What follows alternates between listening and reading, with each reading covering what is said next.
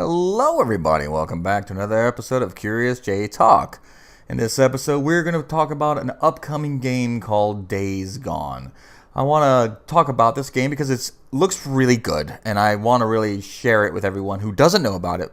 And if you don't know about it, boy, you're in for a treat because this game looks fantastic.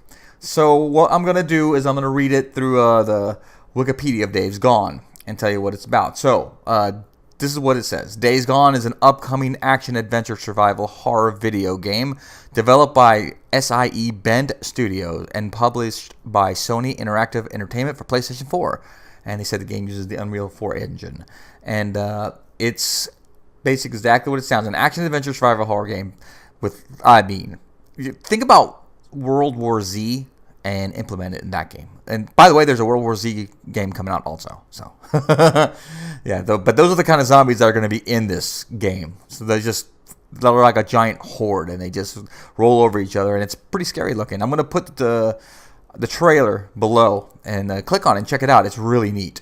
So, the gameplay. So, Days Gone is an action-adventure survival horror game, which is what I said already, set in a post-apocalyptic open world, played from a third-person perspective. Now, the player, you control Deacon St. John, and Deacon St. John is voiced by Sam Witwer. Now, Sam Witwer's actually likeness is the character. I mean, you see him, you're like, oh, that's Sam Witwer. Now, for those of you who don't know who he is, film-wise, he's done Justice League Throne of Atlantis. He was the Ocean Master. He was in Star Wars The Force Awakens. Yeah, he was. He was an alien and Stormtrooper. He did, like, additional voices. He was in Rogue One. Same thing, Stormtrooper and additional voices. And he was in Solo, a Star Wars story, doing his famous role, Darth Maul. Basically, the voice. It wasn't him in the makeup, but he did the voice.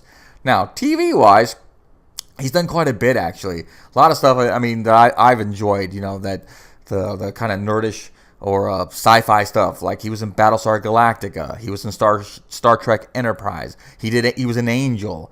Star Trek New Voyages, and all sorts of stuff. He was in The Walking Dead, and the main series that he was famous for is Being Human, which, by the way, is a great series. If you get a chance, check it out. Excellent series.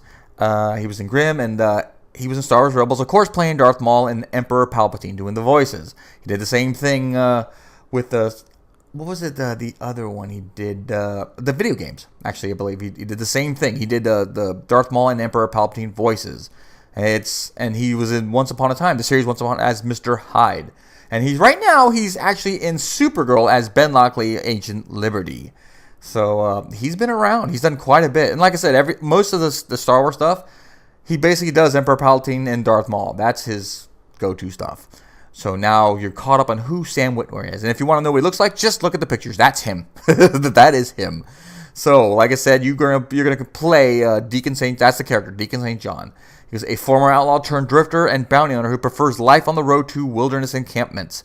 The game takes place 2 years after a global pandemic occurred, which killed most of all of humanity and transformed millions of others into freakers, mindless zombie-like creatures that are quickly evolving.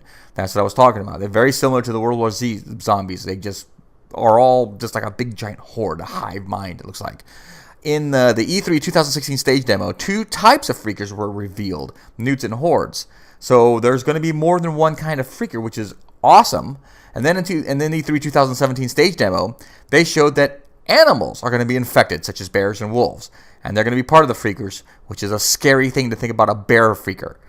Yeah. And of course, there's going to be humans that are revealed to be featured in the game as well. They're going to be bad guys too. Apparently, the human-wise, there's going to be like soldiers.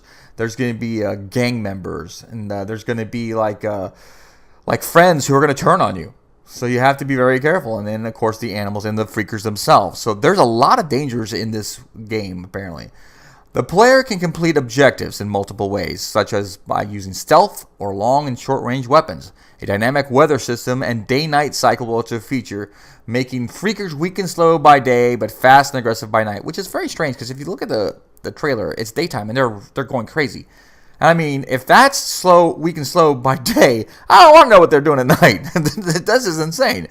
Deacon's main transportation vehicle is a motorcycle that can be modified with parts to enhance its speed, durability, or maneuverability, among other parameters. The player is able to craft new items and improve combat efficiency. So right there you have crafting. There is going to be crafting.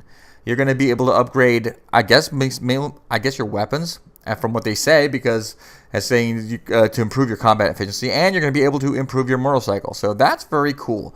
So I'm one thing I don't know is encampments, and that's where you're going to get missions and such. And I was wondering if you can upgrade them. That would be very cool. But I'm not sure. I haven't seen any kind of information on that yet. The game was supposed to actually be released this past February 22nd, but it was delayed till the 26th of April, which is going to give them allow them more time to polish, which I am 100% for. I don't want to see these games come out too early and they're not ready, and then you're complaining and, oh, this is terrible. And, and nothing's worse than anticipating the game. Can't wait for the game to come out, and it comes out and you're like, what is this?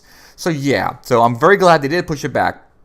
Apparently in the game, he's going to have flashbacks to his past life about his wife, what he did before, and it's just that's going to be interesting to see how he became who he was, a hardened bounty hunter. So that should be really cool. And also, from what they've said, they are going to be releasing post-launch DLC. It has been confirmed. They will be releasing downloadable content, which is awesome. I haven't heard anything about loot boxes. I don't believe there's going to be. I know it's an open world, from what I hear. That's what they are saying. But I don't think there's going to be loot boxes. They haven't mentioned anything about loot boxes. And God, I hope there aren't any loot boxes. So let's hope not. And God help us if they put in a battle royale mode, because there's enough of those out there. We don't need any more. So let's keep those out of this game. Please. But it's mainly a single player. There is no co-op. There is nothing like that. Maybe down the road. Hey, maybe the DLC will have that. So, what do you guys think of Days Gone? I am super excited. Whenever there's any kind of news, I will be reporting on it, because I am extremely excited about this game, like I just said a second ago. That tells you how excited I am. And it looks like a fun game. My brother, he saw the trailer the other day, and he is absolutely sold on it. So, it should be a lot of fun, and the game will be out April 26, 2019. And if there's any more news, I will be updating more about Days Gone. So thanks again, guys. Leave a like if you like what you saw, and I will be seeing you again here another episode of Curious J Talk. Bye-bye.